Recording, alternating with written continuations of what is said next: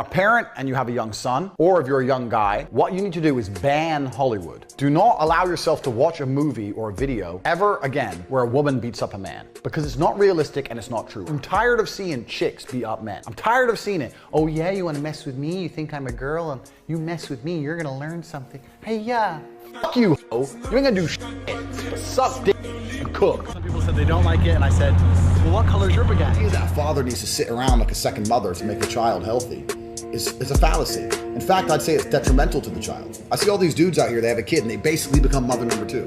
Why? The mother keeps the child alive. As a father, it's your job to be impactful. You need to guide, you need to be a role model, you need to be a superhero. Everyone should look at their father like a superhero.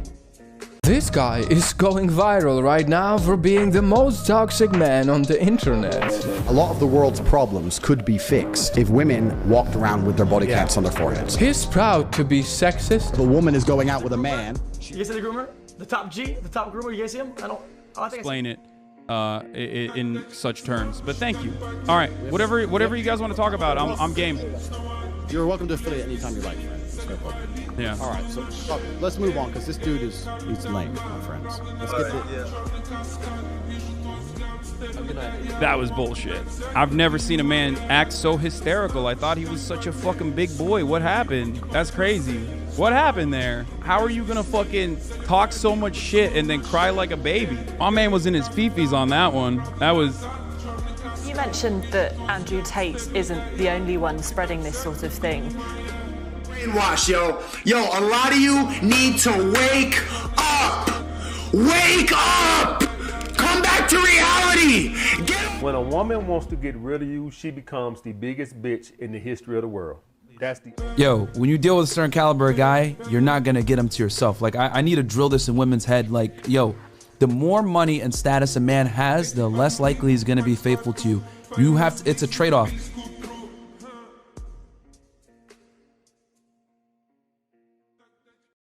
This video will be a little out of the norm. I'll be taking a break on true crime stuff for this video. The next one will be my normal videos. I felt like this needed to be addressed as this is a very serious topic I really wanted to discuss. So enjoy the video. Leave a like and subscribe if you haven't already. As of recently, I've been working on changing and improving myself as time progresses. I've been doing other things like working out, working harder at my work, and just general self-improvement as time goes by. And I've been checking out a few workout routines, but then some random guy ended up on my feed, and this guy was the Madlad that took the internet by storm as of last month. This is of course Andrew Tate. He has been the talk on social media, and as of recently, I've been recommended so much of his content, I went down the rabbit hole to see what he was about. But he had a lot of very disturbing takes online, which was being peddled by his fan base, to the point it has gotten a lot of attention. I want to make this clear. I do not support nor condone anything that Andrew says. He is a very hateful person who shouldn't be taken seriously by anyone, especially his young male audience. That being said, this is your trigger warning, as there will be a lot of SA, misogyny, human trafficking, and many more crimes. Tate was raised in Luton, England after being born in Washington, D.C. on December 14, 1986. Amori Tate, his African-American father, was an international master in the game of chess. His mother was a helper in the catering industry. Tate has a younger brother, Tristan, and sister, Janine. Tate started playing chess when he was 5 years old and participated in an adult tournament as a young child. But his father removed him as soon as he started losing games and became frustrated. Tate began doing martial arts and boxing on the side in 2005. He won the International Sport Karate Association, Full Contact Cruiserweight Championship in Derby, England, in 2009 while working as a television ad salesman, and was ranked first in his classification in Europe. He claimed it was his first belt and title. Despite having won 17 of his previous 19 fights, Tate defeated Jean-Luc Benoit in a rematch by knockout after losing to Benoit the first time around by decision. Tate became the world championship in 2 different weight classes in 2013. He has stopped competing in combat sports since then. Andrew gained notoriety after following his eviction from the 17th season of Big Brother UK in 2016 after a video surfaced online The video appeared to show him beating a woman with a belt, calling her a whore, and telling her to count her bruises. Andrew claimed the woman in the video had consented to this, as it was roleplay, and that he was still friends with the woman. After the Harvey Weinstein scandal in 2017, it gave rise to the hashtag #MeToo movement. Andrew made a comment about what he considered to be harassment. According to The Metro, an article, he tweeted, "Sexual harassment is disgusting and unjustifiable. The act of a man gazing at you, whistling at you, or requesting your name is not harassment." He continued tweeting, "Women have traded sex for opportunity for a very long time. Some did this but weren't abused." Tate then tweeted, "Next point, you have to bear some responsibility if you put yourself in a position to be raped." Shortly after sending the tweet, his Twitter account was suspended, and the tweets were removed from Twitter as a result of violating TOS. Tate also has courses on how to become wealthy and have male-to-female relationships available on Tate's own course called Hustlers University. Andrew Tate claims that he employed his girlfriends to work in his webcam studio. Using webcam women to peddle sob tales to desperate males, Tate and his brother Tristan launched a webcam business in Romania, boasting of making millions of dollars while admitting to swindling desperate and lonely men of their savings and livelihood. According to The Guardian, Tate and his brother own a mansion in Romania where the American woman, aged 21, was allegedly being held against her will in April 2022. The Tates were freed after there was no evidence of wrongdoing, but Romanian authorities informed the news sources that an investigation into allegations of rape and human trafficking was ongoing. Tate posted a video online in which he claimed that the main reasoning behind his relocation from the UK to Romania was to evade rape charges. In a now deleted YouTube video, he claims that this is probably 40% of the reason he moved there. "I am not a rapist," he claims, "but I like the idea of just being able to do what I want. I like being free." Andrew Tate is a very polarizing figure because of his opinions, and this is because he always makes a lot of comments about men's issues, his lifestyle, and his views on relationships. Men's issues are a topic that has been discussed on the internet for a while. Andrew Tate has said his views on this topic, but it always involves a lot of horrible things that a normal adult wouldn't agree with or condone. Before I continue, I want to say that Andrew's message is not something you should follow or take into consideration. This goes out to the younger people who are impressionable. He has said a lot of very dangerous and incorrect ideas that aren't just problematic, they are genuinely harmful and toxic, so I advise you to not take his advice. Andrew Tate's brand revolves around being an alpha male. According to the Oxford Dictionary, an alpha male is defined as a man tending to assume a dominant or domineering in social or professional situations. This alpha male and beta male dichotomy has been widely criticized by science because it follows the alpha and beta male format that comes from the animal's dominance hierarchy. The reason why this dichotomy is incorrect is because we are not uncivilized animals. What I mean is that we have evolved past those points as time has progressed. Long gone are the days of hunters and gatherers with the creation of civilization, but do keep in mind that we still have a hierarchy system. It is not this alpha male model. In ethology, animals with the strongest genes have more mates, they get more control over territory, and they get first pick when it comes to food consumption when in a group. The term alpha male was used by Franz de Waals, who wrote a book called Chimpanzee Politics, Power and Sex Among Apes. In this book, he suggests that a chimpanzee colony could possibly be applied to human interaction, and over time, people have discussed the parallels that are seen in our human power hierarchies. This term was picked up by the media over time and has been used to describe male behavior, asserting that an alpha male uses a lot of dominant characteristics. Neil Strauss had a best-selling book on pickup artistry titled The Game, Penetrating the Secret Society of Pickup Artists. In this book, he popularized the term alpha male, which was used by everyone from pickup artists to self-help gurus. Other examples would be the use of calling someone a top dog or a bottom. Nowadays, the term alpha male is used incorrectly because people apply this to any man who is dominant or is perceived as dominant. Dominant behavior is not inherently bad, but people tend to overlook the bad things associated with dominance. Dominant behavior includes physical prowess, intimidation, and domination. The last two aren't particularly desired by people because intimidation can be used as a way to gain control through aggression, which isn't true. This forces a very black and white perspective when it comes to describing masculinity.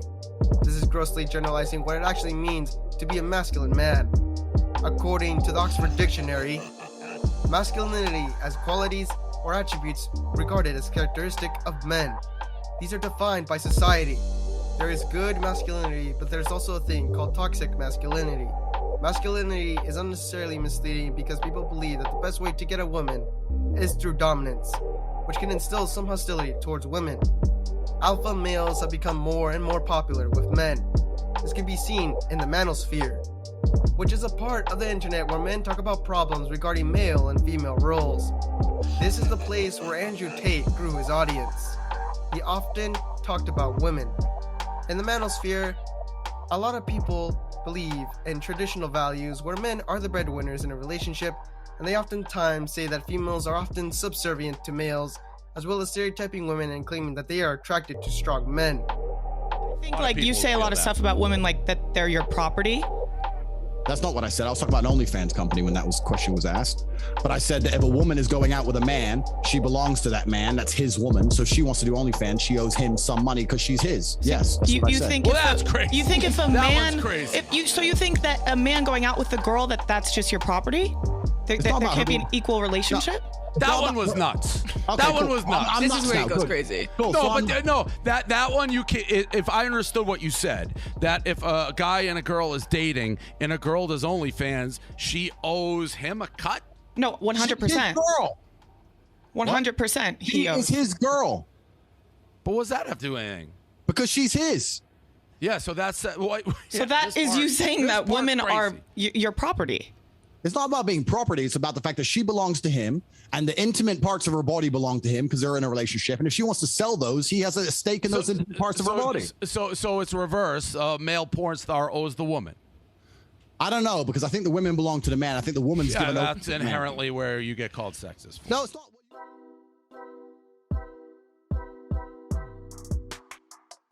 The manosphere frequently has strong opposition towards females. This includes the men's rights movement, who often use male injustice as a way to justify female oppression, which is ironic if you think about it. You are combating injustice and oppression with more injustice and oppression. Incels are also frequent residents of the manosphere. These guys have a very bad rep with the general public since they are involuntarily celibate. This group of people have a lot of animosity towards women and chads. Incels often indulge in self-pity, misogyny, misanthropy, and generally hate and resentment for the world due to their inability to find a romantic or sexual partner. Incels encourage toxic behavior, and in the worst case scenario, they incite violence. In the last few years, a few mass murderers have described themselves as incels. People like Elliot Roger and Alec Minasan are some of the more popular cases. The manosphere often criticizes men who aren't masculine enough, often calling them nice guys, cucks, simps, and soy boys. Andrew isn't an incel, but his negative views on women often enable a lot of incels to think it's okay to treat women like shit. A person with his presence can and will influence people whether they want to or not. So when he says something, people will listen. His own negative views are taken in by his audience, so they start treating women like property, which is very dangerous and misogynistic. This is part of his brand he talks about online, which revolves around selling girls in a webcam business. His target were desperate men. This is just e-pimping. There's no other way to explain it other than him being a pimp. He might say that it's a good business, but he does pimp out women. He prides himself on being a hyper-masculine man who treats women like shit. He uses derogatory terms when referring to women, as well as basically claiming that they are only there for the pleasure of men. Andrew's strategy is to make a very inflammatory statement that riles up the people on social media so he gets more traction. He sprinkles in valid advice like getting up and getting on that grind, but right after he says something outlandish, This is thanks to his charisma and confidence when speaking. Part of the reason he is viewed as a credible source is because of his accomplishments. He uses his earned wealth to his leverage, and people with money are often viewed as credible by people. It is easy for people to fall for things he says because he has money, and he flexes it all the time when he talks about things. Heck, one of his most popular lines is when he tries to demean a person. Another thing Andrew does to manipulate his audience is by changing the way they think. Andrew portrays himself as a knowledgeable person. He uses his past success to try to validate his points as well as repeating messages. Andrew tends to repeat his message until people believe it's true. That's called the illusory truth effect. This phenomenon is possible because of the way we perceive the truth. The truth, according to the dictionary, the truth is judgment, proposition, or the idea that it is true or accepted as true. We arrive at the truth when we logically make an assessment of incoming information. We then take this information in and we process it, then deeming it as truth. The truth can be misinformed at times because sometimes we don't bother thinking more about this information. This happens a lot when we think about a subject like apples. When we see an apple, we make the conclusion that an apple is red, green, and yellow with white inside. These are the most common colors we see. But if a person has never seen an apple and they are told that apples are only red with white inside, through repetition, then they eventually believe this to be true, even though the fact is wrong because they make the statement easier to process. Which is the reason why they are inclined to perceive it as truth, because they might feel familiar with this fact to the point that it overpowers rationality, therefore causing them to be inclined to believe said fact is true. Processing fluency has been closely linked to this bias, when repetition is used to overwrite actual facts. Like in the example of the apple. That the person knew that in fact apples are only red, but their line of thinking was swayed because someone told them for extended periods of time that apples are red. Eventually, this individual would second guess the original statement, and eventually they would start believing these falsehoods. The reason why processing fluency is effective is because it is easy to process by one's brain, which is why simple information is more believable. People are less inclined to challenge pre-existing views due to it being too hard for them to process, or for some, it might be an inconvenience to actually challenge those views. Think about how this applies to Andrew Tate's fanbase, and you will see how he manipulates his audience time and time again and says the same shit. Especially when fans already have preconceived notions about women being inferior to men. Then they are more likely to agree with Tate, since he reinforces those beliefs. And others might be inclined to believe Tate's views over time. A good con man uses a few truths to cover up many lies. Tate does this by the way he presents himself, as he portrays himself as a self-help guru. He spouts the same points a lot of self-help gurus say. He says work out and go to the gym, work on yourself to be strong, and to stay on the grind. This is very useful advice, but it is nothing special. This is used to hide his more controversial opinions, especially when he talks about his more crazy ideals. He entices people by giving them valid advice, and then people begin to trust him, which is what Andrew abuses. Since people who trust you are less likely to stray away from him and his beliefs. Mark Twain was credited for saying, "It is easier to fool people than it is to convince them that they have been fooled. People who are fooled are less likely to go back on their beliefs. A liar can fool and deceive the masses, but they cannot undo the lies." Mark Twain had another book called What is Man?, which states that people often are seeking after the truth. People live through life while searching for the truth, and they form conclusions based on their findings. But as soon as they latch on to what they believe is the undisputed truth, then they are going to anchor down on those beliefs and will often disregard logic and reasoning to protect that belief. Andrew Tate's influence has gotten to a point where people still believe him and think he might just be onto something, because sometimes he's right. Andrew sprinkles in a few truths to keep his audience on the same page. My friend and I were talking about how he gets away with this hateful rhetoric, and my friend explained it like this. One lie covers many truths, so if you're only right 1 out of 100 times, how do you become trustworthy? The answer is simple. Just make 100 statements, because eventually one or more can stick. Therefore, people might think to themselves, if he is right in this aspect, then maybe he might be right in other aspects. people will slowly start to second guess the things he says. People might initially think Tate is crazy, but over time they start to slowly agree with him on some point until they eventually fall in too deep. A lot of reasonable people fall for his bullshit, and we still see people portray him as a hero. Another thing that the good con men will do is make a common enemy that we can all agree to go against. Tate makes society the villain of his story. He calls it the Matrix, named after the movie of the same name.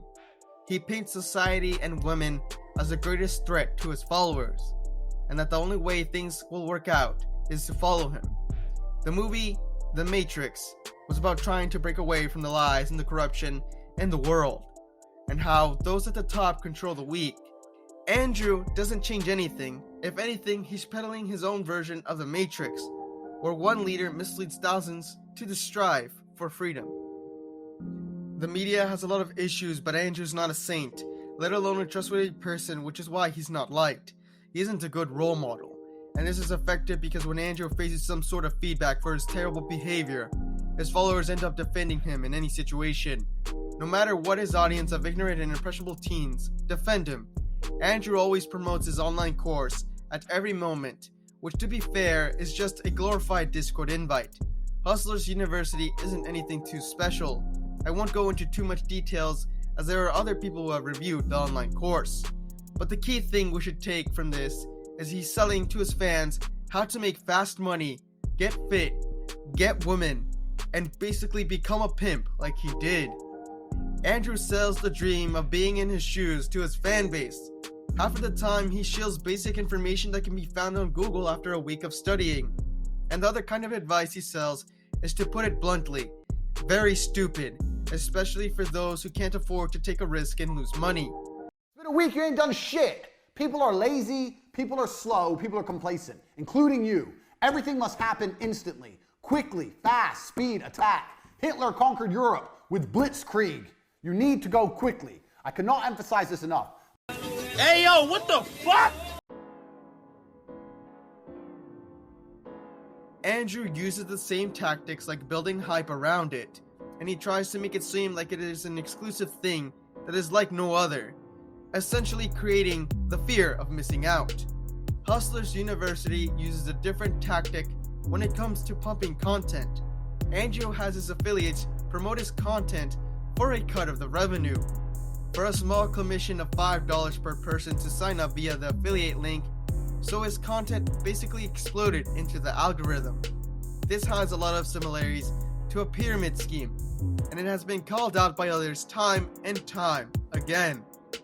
Although Tate reiterates that it isn't a pyramid scheme, he still possesses so much money. At its peak, he earned 100,000 members at the height of its peak, who paid $50 per month, which came out to a total of more than $5 million. It is strange that Andrew says that he didn't need the money, but made $5 million each month. He was on the top of the world for a little while, and he often would preach about being unstoppable. But things took a turn for the worse as he became more and more cocky. Eventually, he would start appearing in a lot of podcasts and debated several Twitch streamers, preaching his outlandish views to a lot of viewers. He made several appearances on Alex Jones's podcast, the Fresh&Fit podcast, and even on Aiden Ross's streams. He did face a lot of criticism from a lot of people in a lot of instances, and his response was the same. It felt like a comedy routine where Tate would say some stupid shit, then the person would either agree, disagree, or not even bother trying to correct his views. For the people who did try to challenge his views, it would just turn it into a fight for dominance, which looked a lot like the fight between Matilda and her father. Do you make money? Do you have a job? No, but don't people need good cars? Can't you sell good cars, Dad? Listen, you little wiseacre. I'm smart, you're dumb. I'm big, you're little. I'm right, you're wrong. And there's nothing you can do about it.